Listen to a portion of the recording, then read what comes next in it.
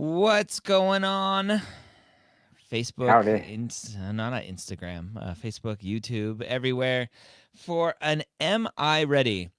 This is Am I Ready? Technically episode 2, because episode 1 we did on National Premed Day. Today we're going live again as part of our official launch day. Dr. Scott Wright, we are live with Mapped in a public beta, which is exciting. Woohoo! Yeah. Woohoo! It's very Uh, exciting. Dr. Wright, for those who don't know who you are at this point, which I'm ashamed if they don't, but that's okay. Many won't. Many still don't know who I am. Who are you? Where have you been? Who are you into this whole pre-med world? Well, good. That's a good question. I am essentially the god of admissions. That's what I am. A deity beyond any others. No, I'm kidding. My background is in medical education. I was started in the world of medicine, medical education, back in the 90s as director of admissions at the University of Texas Southwestern Medical School in Dallas, where I ran the admissions committee process, interviews, selecting students for interviews, the admissions committee meetings themselves, and notifying students of their offers, et cetera. So the entire process. Yeah. For 10 years, I did that and learned a lot about what makes a successful applicant. Uh, Shortly thereafter, I went from the UT Southwestern Med School to be Associate Dean and Director of the Health Professions Advising Center at the University of Texas at Dallas, undergraduate institution where I was on the other side of the spectrum, where I was working with pre-med students as well as other health professions, but specific to this, where we are now, pre-med students, where we advocated for them, helped them along the pathway to having strong applications to enter medical schools. We typically had somewhere each year between 200 and 300 applicants to medicine.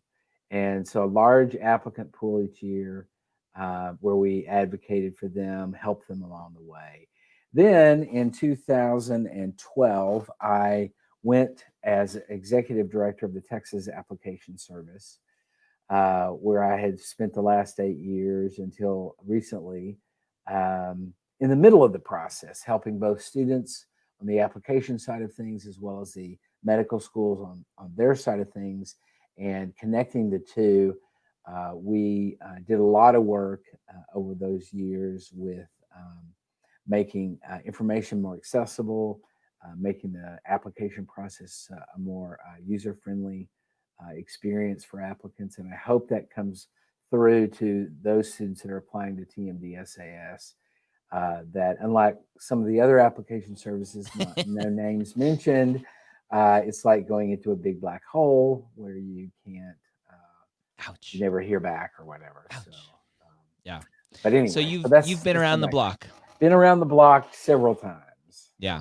Awesome. Well, Yeah. it's a blessing to have you on the MAP team, and we're Yeah. excited to share your wisdom today with Am I Ready? So for those of you watching live, for those of you listening to the podcast in the future, Am I Ready is kind of, if you've seen my series application renovation, Am I Ready is the other side of it. So application renovation is you applied, you didn't get in, let's figure out why. Now we're going to look at students who haven't applied yet, look at where they're at, and really give them feedback on whether they're ready to apply or not, or Yep. potentially what they should be doing to improve their application. So, with that said, why don't we jump into our first one here? We have a student from UC Irvine. And so this is a fun day for us, right? Mapped is live. And so these students are in Mapped. They're using Mapped. They have all of their information in Mapped and will be able to see that. So right off the bat, we just see, right, UC Irvine as the only school they've gone to. You can see the MCAT test date somewhere in 2020, which is interesting, but a start date of 2022. That raises a little bit of a red flag for me. What do you think about that? Yeah, this sounds like, just from my first experience with this application, it sounds like uh, a what we might call in the medical education world a gunner who is on fast track, and perhaps he or she has just finished their um, prereqs, and they want to Mm, really hit the MCAT right after they've finished those up. So I don't know that it raises a red flag. It's certainly interesting to me. yeah, I would say, how the MCAT turns out would be the most important question. yeah, I don't know when this person. I guess we'll find out later when they yeah. are planning to take the MCAT actually. So The so the thing that I think about when I see this is if they don't get in here, their MCAT's going to expire yeah, much quicker, and they're yeah, more at risk. So that's right, one of the issues with yeah, applying or taking yeah. the MCAT that That early. So early, yeah. Good point. that's the thing that kind of pops out to me. So let's jump here to. Did we start the? Let's see. Get to page 2. Oh, hold on. Let me get to page 2. Why isn't it working? I did all this testing beforehand and it worked perfectly fine. All right, hold on. Let's see. Let me use my mouse. So page 2 is the graph. All right. Yeah. Yeah. All right. Here. So that's that one. That was very strange. All right. So page. Oh my lord. Something funky here. It was working perfectly fine. All right. I don't know. All right. There Page we 2. go. There we go. There we go. Page 2. Oh, that's really weird. Okay. The joys of doing things live. Right. So we have our dashboard. So in MAP, this is our dashboard that we can kind of at a glance see what's going on with the student. And so I'll zoom in here. I think I'll try to zoom in. There's something weird with the, it's not liking my gesture inputs. That's okay. So, anyway, I'll leave it there. You can see the AMCAS graph barely. I don't like what's going on here. Let me see if I can. No. No. Oh well. The dark blue graph. The dark blue line. This one here. So this graph here. And you can see this dark blue line is the cumulative GPA here. Nice big dip. I mean, not really nice, but a nice big dip here, spring 1819. And you can see that the graph actually is scaled, so it looks like a huge dip, and that obviously needs to be adjusted a little bit because it bottoms out at 3.84. Right? Yeah. That's not a bad dip. No. And so the student obviously has done very well GPA wise, 3.9 cumulative, 3.9 science GPA. Right. Looking pretty solid. Yep. Activity hours here, 2,200 activity hours. Awesome. Let's see what that breakdown is though. When you look at total hours, this biggest one here looks like research, and we'll dive into the activities a little bit more. Highest MCAT so far. This is interesting. So the student, again, you mentioned gunner a little bit. I'm like, why is a student so far away from applying to medical school already taking the MCAT? But that's interesting. And obviously rocking it. They're a good student all around.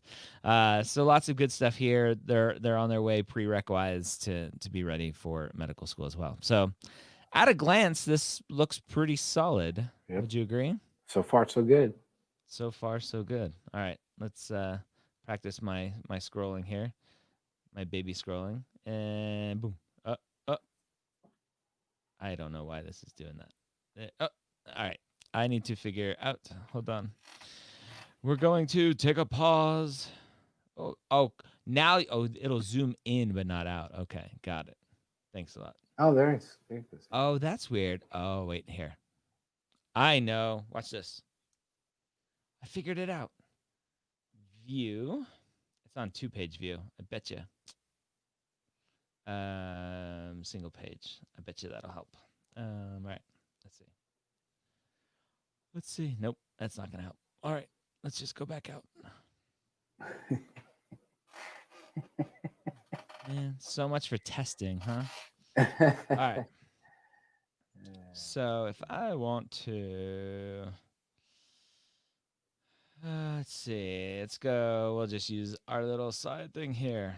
So activities here. Let me zoom in, mucho in. All right. So we have paid employment. That's a scientific internship, he says. So internship. So paid employment internship. Mm-hmm. That is looks like ongoing. Yeah. Oh, it's not even gonna let me do that. All right. Let's try that. All right. Research. So the internship is from July 1919. All right. So these are in order of date. We should have name. We should have done date. That's all right. So a little bit older. That's fine. Internship. Lots of hours. Research here. A little bit older. Lots of hours. Project Rishi. Interesting. So it's a club. A little bit older. Extracurricular activities, a retina analyzer. Interesting. Mm-hmm. Don't know what that is. Rotaract, another club. Some shadowing, great. A little bit older. So this is interesting. They have Monday. This is probably just an entry error. Shadowing 50 hours in one day. Probably not not there, but a little impossible. That's all right. Some more research, 250 hours, some extracurricular activities, some volunteering, 100 hours. And this is in the future and a little bit older. Yeah. I'm missing something here. What are you missing? So I'm missing clinical experience. Me too. And I think that the shadowing, I think we're going to get to another screen in a bit where he talks about that this is an ophthalmologist that he or she is shadowing. Yeah. and they're real committed to this idea of ophthalmology. And so I think that my big concern here is the lack of clinical experience. A lot of research, a little bit of shadowing with one type of physician, and no clinical experience where they get real, good, strong patient interaction or contact. This concerns me because my feeling is, particularly knowing that that later on they talk so much about how they want to be an ophthalmologist, it can easily come across as too focused or somewhat naive. Does the student really understand what medical school is? Medical school doesn't train ophthalmologists. Yep. It trains generalists, and then you choose to go into whatever. This student, an admissions committee may well look at this and say, well, this person doesn't really have enough experience to really know anything about what they're getting into other than the eye. And that concerns me.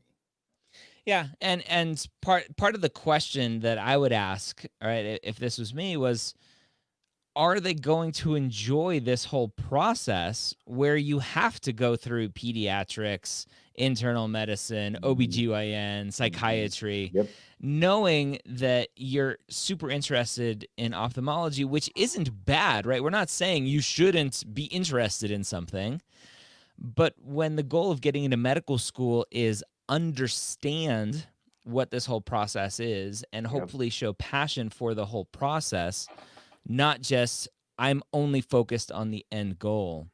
Right. And I fell prey to that with knowing full well I wanted to be an orthopedic surgeon. That was the only reason I applied to medical school, was to be an orthopedic surgeon. And when it came time to actually being in medical school and having our first block of classes, which was histology and anatomy and physiology, my focus was 1,000% on anatomy, in the cadaver lab, because histology has nothing to do with orthopedics, right? I'm like, I don't need to know that. That's a waste of time. And I failed my first test because I paid no attention to it. And so you really need to, again, it's fine to have these interests, but the goal of applying to medical school isn't to show that you want to be an ophthalmologist. It's to show why you want to be a physician. So really Exactly. honing in on that. That's So exactly right. yeah. So again, tons of hours we saw, and that's where, right, you look at SDN or Reddit, and students are like, I have thousands of hours of this and that, and I didn't get into medical school. I'm like, well, let's make sure you were focusing on the right thing. So Yeah. The important stuff. yeah, Exactly. so some potential issues there, Yeah. with uh, with Contact those hours. Mm-hmm. contact hours. All right, Mm-hmm. so moving a little bit further on in this, we have that one practice MCAT score that the student showed us. Right. Obviously, crushing. Looks like the Oh, AAMC sample test. So it was the yeah. unscored sample test, that the student had. Let me make sure I show it there. Yeah. Yeah. 129, 130, 129, 130. Obviously, great scores. It's the unscored one, which a lot of people like think that's an actual score, but just be careful because that's the unscored one that doesn't Yeah. have all the data behind it. Right. I know there are conversion tables and stuff on SDN and Reddit, but um, the AAMC has it unscored for a reason. Yeah. Yeah. But that's a pretty solid start, I would say. Yeah. No, I think so too. I think, I think the student needs to be careful and really work hard at performing well on the MCAT Mm-hmm. to match with a good, strong GPA. So, yeah. Yep. All right, and then inside of Mapped, you can build a school list, so we can see that here. The student obviously looks like they're potentially a California resident, having gone to Mm-hmm. UC Irvine. So Mm-hmm. looks like they added all of the, or most of the California schools there, which is good. That's okay. Let me see if I can get to the next page without messing everything up. Whoa, what was that? All right. So again, school list here, just more of the same. This time, some of the East Coast schools: Hopkins, Harvard, Michigan, Columbia, Cornell, Duke, Case Western, and Perlman at Yeah. Penn. Yeah. Um, Lot of the great schools. all really good schools, right? And with the 3.9, 518, assuming that's going to be his final MCAT, right? If we want to project out, he's competitive stat wise. Yeah. Yeah. Yeah. I mean, I think that I'll go back to what I said earlier. This is and I don't mean Gunner in a pejorative way. Yep. I mean it to say this is a really smart student who is really focused and on what they're doing. They may well have finished high school early and they're rocking it through college, and probably did well in the SAT, and now is going on the MCAT. So I don't, I think the subset of schools that they have really selected, a lot of the California schools, makes a lot of sense if indeed they're a California resident. And then focusing on, the schools that they're really interested in. Um, Clearly, this student is interested in the top East Coast schools, and add to that Michigan, which is obviously a great Yep. medical school as well. So Yep. I think these are what I would put in the subset of sort of the dream schools that they're really focusing on, and has the schools in California, which are maybe a more safer bet. Some of them are a little, top med schools in the country as well, UCSF, for Mm-hmm. example, in San Diego and Stanford. Um, so absolutely, I don't think that they're off target. on the type of schools they're applying to. Yep. The big question mark is going to be the MCAT, Yep. and the research experience that they have. Rob, a lot of the schools that this student has indicated are research heavy institutions. So that would make sense. I think pairing that with a good degree of some clinical work over the next year or so would really put together a nice application. Yeah. I want to correct something that I mentioned earlier. One of my concerns about the gap between taking the MCAT and applying, that early date that we saw, 2022, that's when the student wants to start medical school, meaning they're applying 2021. And here on this screen, they're saying they're hoping to take the MCAT later this year, which makes sense. They're a handful of students, a percentage of students who take the MCAT late the year before they apply. Yep. And so the MCAT timing here is perfectly fine. I was worried about like expiring, but I had the application versus starting medical school year switched in my head. So some supplemental info about activities. The student says they've shadowed several ophthalmologists. This is what you were talking about earlier before the pandemic, and I'm doing virtual shadowing now, which is fine. Again, right? That's the only thing available for most students. So it is what it is. Better than nothing. I have some scribing and hospice work lined up. All right, so there's some clinical experience, right? There you go.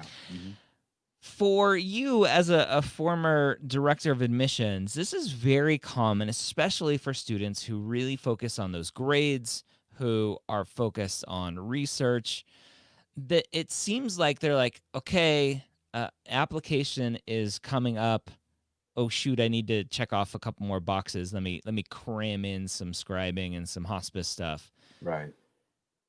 Does that look good, or should a student like this, kind of we're getting into the am I ready part, should a student like this delay a year knowing that they need to get some more clinical experience under their belt, and not necessarily from a total hours perspective, right? But from a, can you really like internalize the experience in 3 months to then turn around and go, here's why I want to be a doctor for the rest of my life?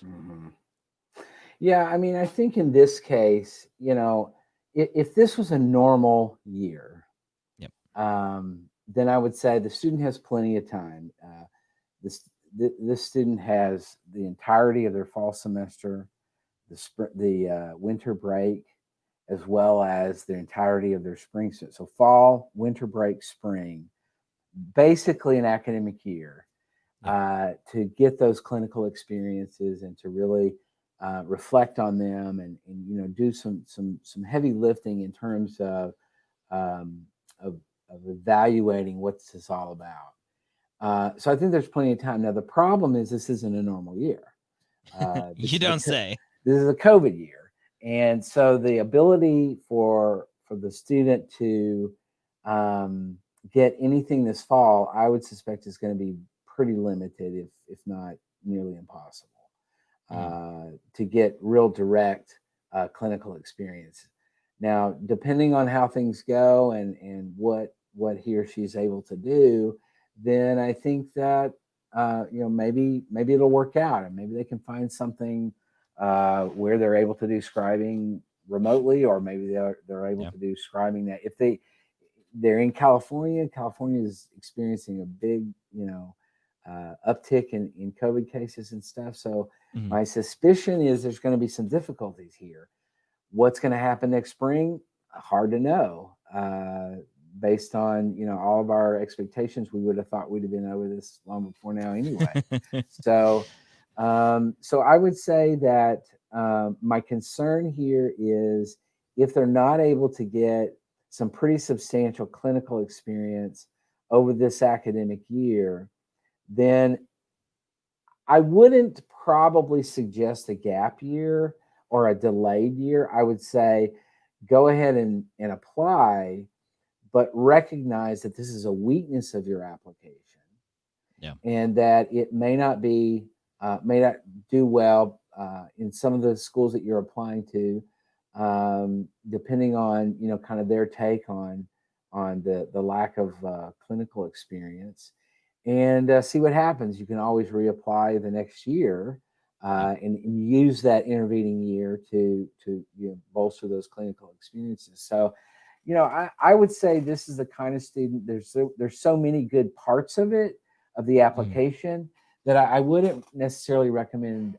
delaying application, but having in the back of their mind, okay, I know this is a weakness. If this is such a weakness that I don't get into any of these schools I've applied to, then I'll kind of know what the deal is, and I'll be able to fix it in that intervening year.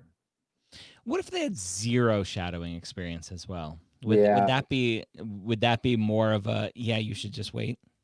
Yeah, that's even a bigger red flag. I think we on occasion would have students who had lots of research experience.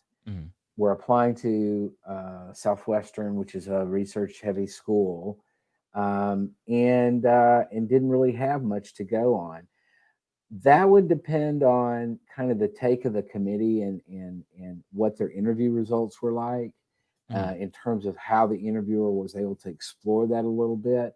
But I would suspect there'd be some real questions about that if they had no experience whatsoever outside of the lab with anything medical. So yeah. Okay. So a little bit more info that the student shared. I've always wanted to be a doctor and thought of doctors as the superheroes of the real world. How does that type of statement, I've seen lots of personal statements, lots of discussions where students put physicians up on a pedestal. That always concerns me. Yeah. What are your thoughts with that type of sentiment? I think that it goes to the sort of naivete. And I think admissions committees expect some level of naivete with applicants, particularly with younger applicants, the sort of more traditional applicants who are, 20, 21, 22 years old. Their life experience is typically somewhat limited. And then when you look deeper at this particular student and you see that they don't really have any firsthand experience with physicians in a clinical setting, to see the physicians making mistakes and getting mad at people and, doing the things that kind of brings them down a few notches, then I think it could come across as probably more naive than perhaps typical. Yeah, makes sense. They continue, my own vision problems led me to explore optometry as a career, but I was a lot more drawn to the surgeries and more complex cases. All right, so kind of going to why they're so interested in ophthalmology, it's personal experience, right? They had their own vision problems. Shadowing ophthalmologists has made me want to become a doctor even more, and I hope to gain more clinical experience in the coming months. So very, very common story there. Hey, look, I fixed the scrolling issue. Nice. All right. You are the man. Please list something you think will help you stand out as an applicant. I like to build stuff to help people, particularly apps and devices. While many of my projects end up failing or not working, I'm always working on something to help out where I can. Right now, I'm working on a COVID contact tracing app, as well as an ultrasound-based brain pressure diagnostic to help improve sport concussion protocols. Cool. Wow. Yeah. So, I mean, my first reaction to this is never use the word stuff in your application. That would be a word that is probably a little bit too casual. And I even suggest that students avoid using the word things too often. Well, I like things. I like to do things, or things it doesn't mean anything. It's too general, too nebulous. Be more specific with your language. Yeah. So we've come to the end of that student's kind of review inside of Mapped and some of the extra information. Red light, green light, Scott, on applying. I'd say green light. I'd say, all indications are he's going to do well on the MCAT. He's obviously a very strong student. He or she, I don't know what they are. they're obviously a great student in the classroom, smart, builds apps and stuff, and Yep. lots of research experience. Clearly, this is a smart kid, Yeah. and so I would say a guarded green light, assuming that within the Yep. intervening year, this academic year, can get some good clinical experiences under the belt. Yeah. Yeah, I think I would agree. I'm a little bit more yellowish because of that lack of clinical experience. I've Mhm. just seen it too many times. These Right. amazing stat students.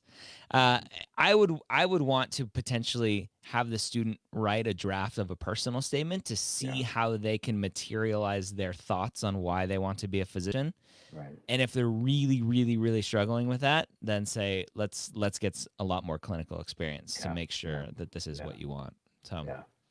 Yeah. that Agreed. that along with that superhero comment, I'm like, are you really sure you understand what medicine is? Right. And I've seen some students like this who have a lot of that research background, who are builders and tinkerers, who really potentially want to get into like the device world, right? The Hmm. device industry, but Hmm. want to go to medical school to have that background before they do that. And this Sure. might be a student like that, and Yeah. that's Could be. definitely okay. We need Yeah. we need those types of Could be. people as well. So And this is the kind of student too who, depending on the level of their experiences and stuff, I don't know if they've considered a dual MD PhD mhm, program, but could potentially be a student that might consider that as an option yeah. for, particularly if they really like the research they're doing and seem to really connect with that.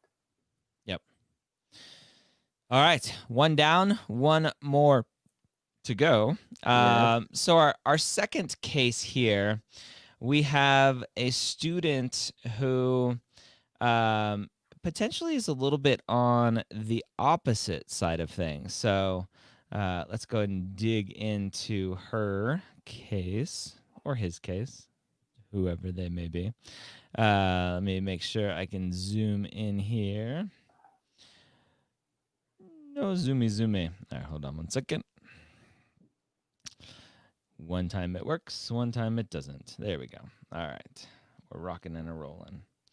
Um, so we can see this student who has been to multiple schools. Our prior episode student who just went to one school. This student has gone to Rutgers, DeSales, uh, Northampton County Area Community College, Reading Area Community College. When you see Scott, when you see a student who has been to so many schools, what does that tell you? Anything?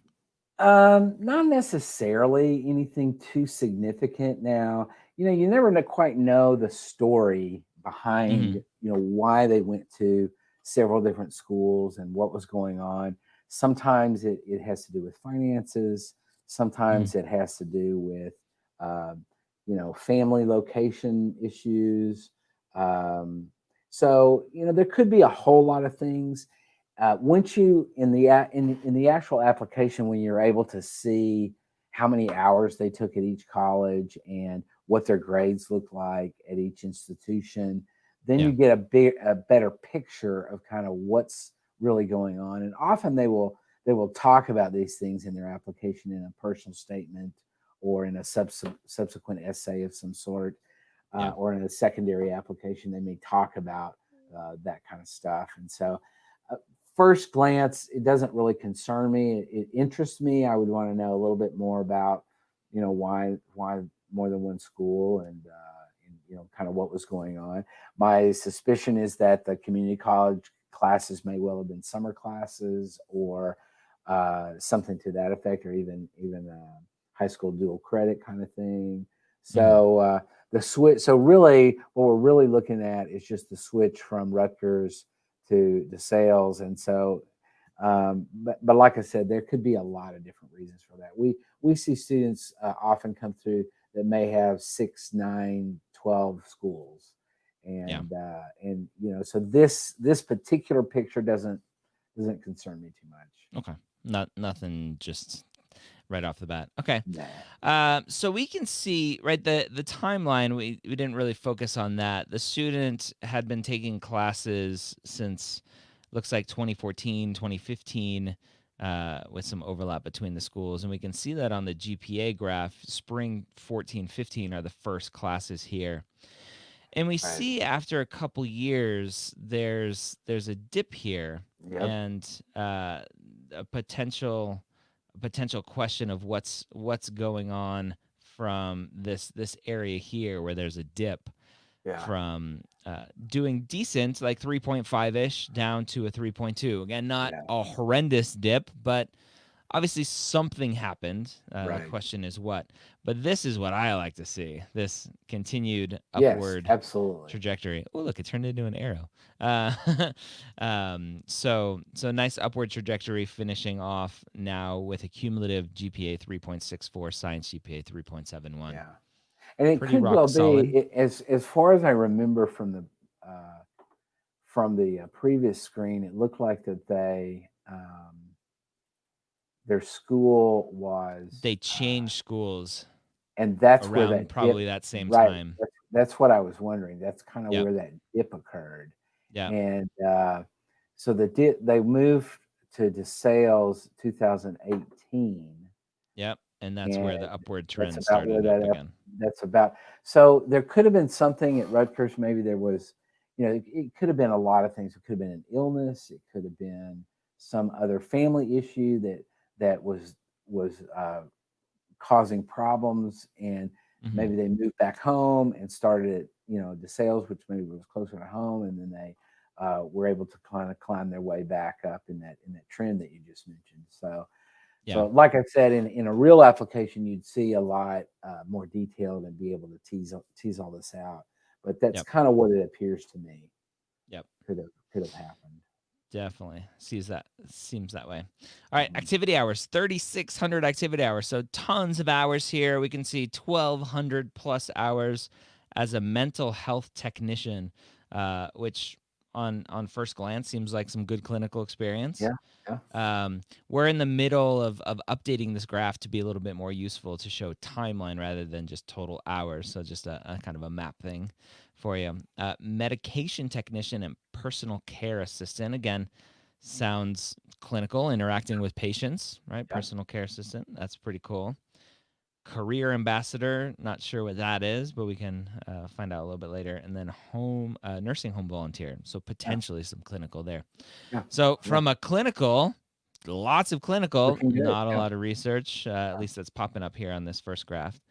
MCAT here, highest MCAT, a little bit cut off on this screenshot, but 508. And looks like they're pretty solid with their prereq. So great job there. All right, and then coming into their activity list, they have the Association for Women in Science, a president, so some leadership, which is great. Absolutely. For stuff like that, let me ask you real quick. When a student has this sort of thing that looks like it's leadership, right? It says president on there. Uh-huh. Would you make it a point to call out leadership specifically and say, you know what, I have plenty of community service volunteering labeled activities. I'm going to label this one specifically leadership, so it stands out and makes it known that I Yeah. have leadership. Yeah, I mean, absolutely. I think that what you have to keep in mind in terms of the application is that the application is your marketing tool. This is your effort at marketing yourself to the admissions committees of the medical schools where you're applying. And so you want to utilize the various parts of the application to highlight things about yourself. That's why I think one of the things that every applicant should do prior to beginning the application is they need to decide what exactly are the things I want to highlight about myself. Maybe it's leadership skills, maybe it's my compassion, maybe it's my how smart I am, or whatever those, maybe a list of 10 or 12 things, or whatever, where you can really think these are the things I really want to emphasize, and then you decide how I'm going to do that. So I agree with you completely, that focusing an area like this, the Association for Women in Science, on the leadership skills that they developed while doing that, I think it's a perfect example of that kind of marketing mindset. And a lot of pre-med students hate that idea of marketing themselves. It sounds kind of, they can say it sounds Icky. manipulative or icky or Yeah. dirty, Yeah. but it's not. I mean, this is what you need to consider. This is your application. It is a marketing tool, and you need to think Yeah. very carefully about that. Yeah. And I think there's a difference, obviously, between making sure that you're highlighting the different aspects of you and overselling the different Yes. traits that you think you have. Like, "Oh, look Yeah. how amazing I am with my blah, blah, blah." So Yeah. a little Exactly. bit different there. Yeah. Tempering that. Baking. I love having hobbies on Yeah. the Oh yeah. application to show a little bit who you are. It So I'm makes you glad. three-dimensional. It makes you Yeah. a three-dimensional person. Yep. I'm glad they put that on there. I would have to put eating the baked goods. Yes. That would be my hobby. Yes. Yes. Exercise right next to baking, so I can burn off all those calories. Um, medication technician and personal care assistant. I think pretty much for a fact that the student is still doing that. Mhm. So that's a little bit active. So lots of hours there. The mental health technician, 1,200 hours from the past. So it looks like potentially that shift probably changing jobs when they actually change universities potentially Right. too. Mhm. Mhm.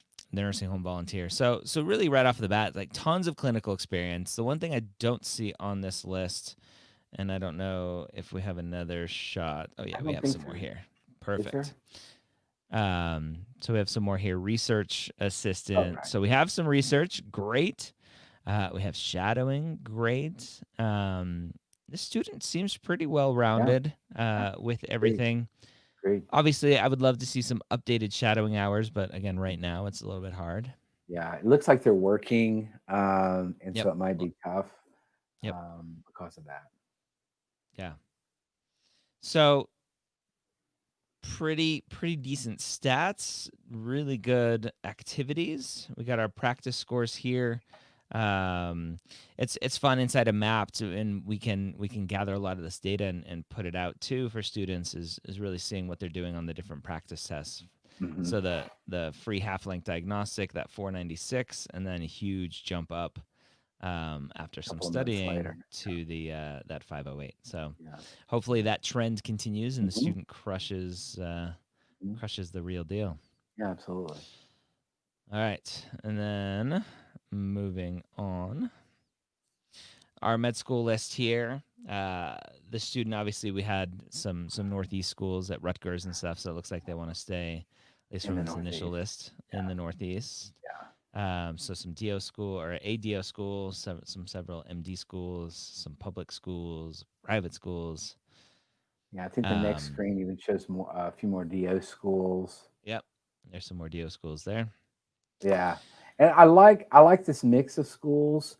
Mhm. Um, it appears that there's a lot of schools that they're applying for in New Jersey and Pennsylvania, so they may well be a resident of one of those two states. Yep. Um, and I like that there's a mix of MD and DO because I think there's a recognition here that they're willing to go. They want to be a doctor, Yep. and so they're willing to go wherever they need to go to be a doctor. Yeah. And that to me comes across as a real commitment, to making this happen. Yeah. And I like the grouping of schools. Um, it shows there's not any like real far out reach type schools. I mean, they're not applying to Penn, they're not applying to Columbia or some of the really top schools, because I think it seems like there's a recognition that the GPA and MCAT are just not going to match that.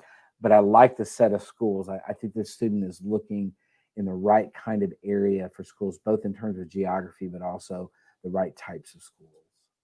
So let's talk about that a little bit, because that generally the advice that I give for students is to ignore GPA and MCAT when picking schools. Right? For a student like this, if Columbia, like the mission or vision of Columbia just completely fits with the student and they'd be an amazing student there based on their experiences and what they want out of their career, apply. Yeah. Oh, Right? absolutely. I think if all they had was Harvard, Columbia, Penn, Right. then obviously every medical school is competitive to get into, Sure. and then there are these super competitive schools. Right. Right. Um, but yeah, I think in my mind, students focus too much only on am I competitive stat wise, and they don't let everything else make or break the application to a school. Yeah. I think that for most students, this isn't the case for all students, but for the vast majority of students, what's going to really dictate how many schools and what schools they apply to is money. Yep. It's very expensive, and if they come down to saying, I'd really love to apply to Harvard and Columbia and Cornell and whatever, but I can't do that and these other schools in my home state that I Yeah. really feel like I have a much better chance at, then that's going to dictate something. Yeah. And so I think for right or wrong, good or bad, that's kind of how things play out. I think we've mentioned before the average number of schools that students apply to. I think was 17 is my recollection. Is that right? No, it's up higher now. Yeah, 17 I think for MD, Yeah. and then 9 or 10 I think Yeah. for DO. Yeah, Yeah. I haven't looked at those stats in a little bit, but Yeah. yeah, Yeah. But I mean, I think it's a lot. it really all comes down to how much cash have you got, and if you're able to apply, how many schools can you apply Yeah. to realistically, and with the available funds that you have. Yeah. So Which I think a lot of students, especially right now, right, with the world's largest civil rights movement that we're undergoing right now, I think we're having a recognition of the fact that if it's about funds, then we're leaving out a huge portion of yep. students who maybe could be applying to schools that they would be amazing at, but Right. they can't afford to.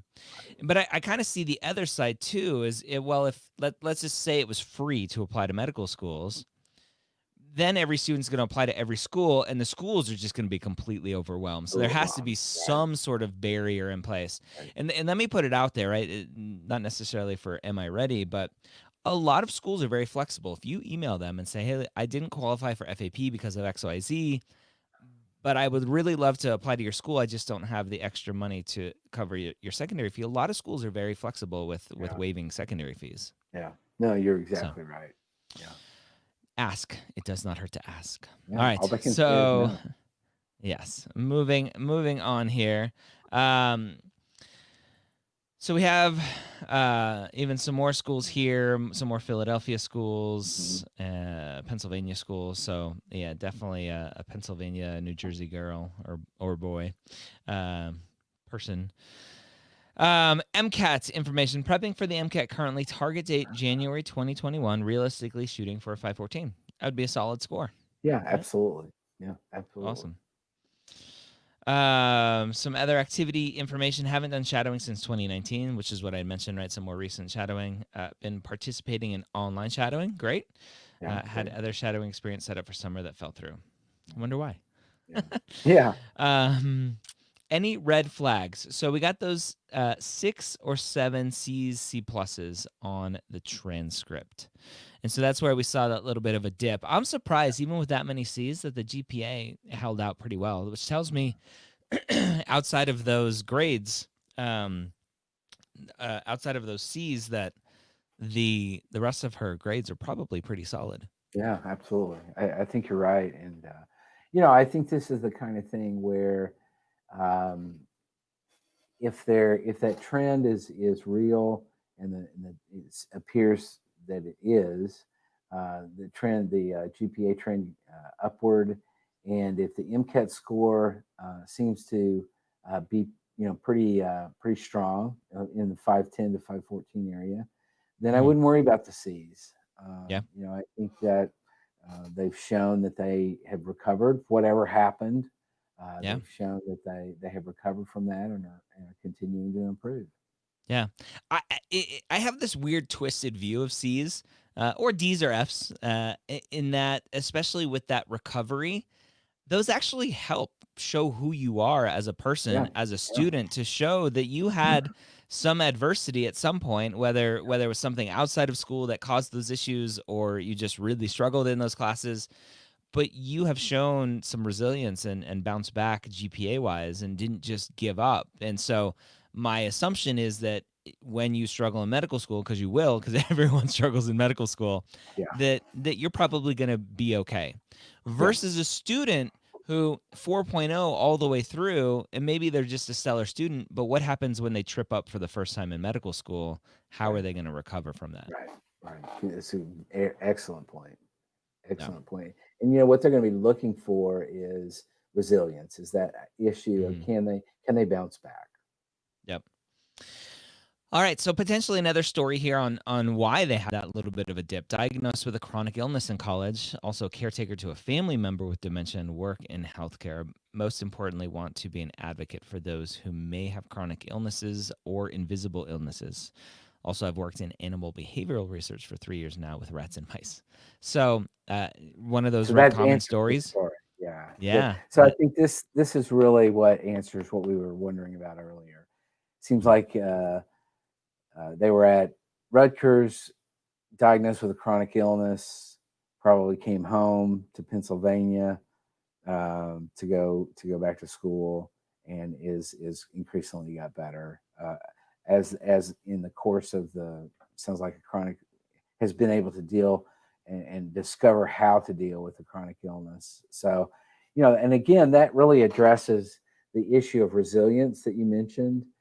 This addresses the perseverance through difficult times, and really does say a lot about their character. I think Yeah. in a lot of ways that is really important. So, um, I suspect that they would be talking about this kind of thing in their essays in the application in secondaries in terms of adversity and things that had happened and kind of telling the story of their journey. So, Yeah. but yeah,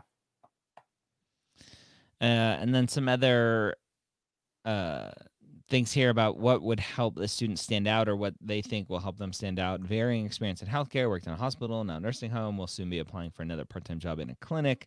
This student is just doing it all, which is right, awesome. yeah, Additionally, creating and hosting a podcast on career development at the university I graduated from. I cool, love cool, yeah. podcasts. Really, Sweet. So all of that sounds great. Please include a brief explanation of why. Oh, that's just a repeat screenshot there. Awesome. So, yeah. red light, green light. I would say green light. I think in terms of the looks like they're going to be applying next year. Mhm. Um, right? This was a next year applicant, right? In Yeah, I terms think of so. I'm application, scrolling back up to and the top, but I'm pretty sure it was um, a next year applicant. Almost there. One more, two more. yeah, She had lots of experiences. So starting 2022, so applying here it is. 2021. Yeah, Yep. yeah, 2021. Yeah, yeah, yeah. Yep. So I would definitely say green light. I mean, this is a good, strong applicant who it sounds like has had a difficult time and clawed their way back and Yep. really shows a lot of real gumption and work ethic and assuming that they can do well on the MCAT.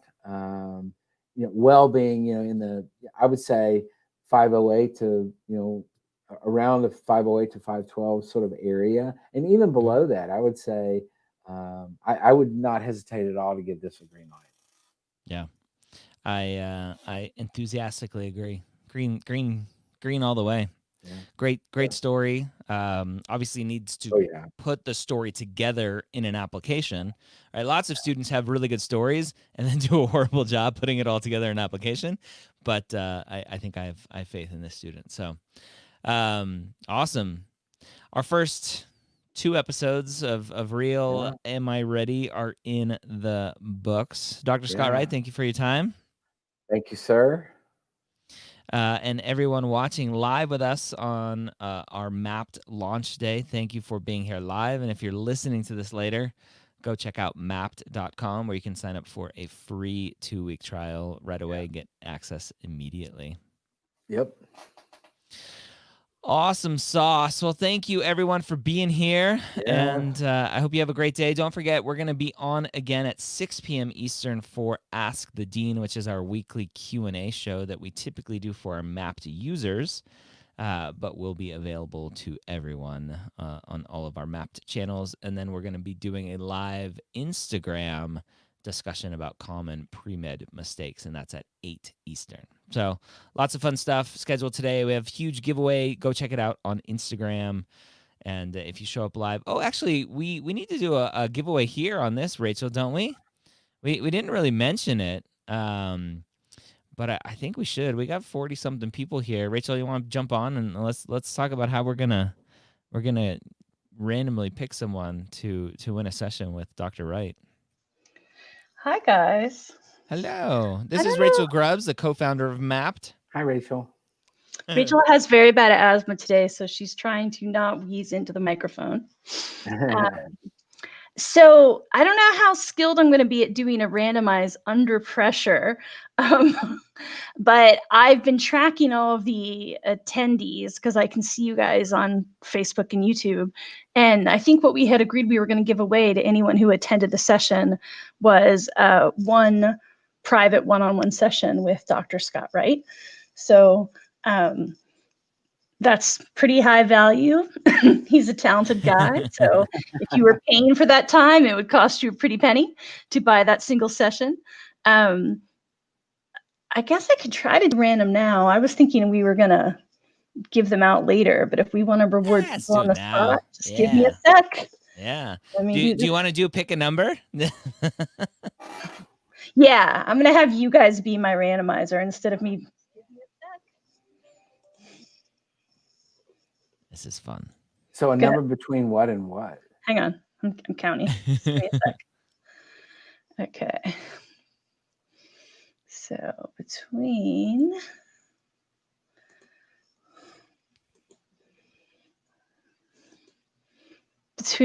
so we have sorry.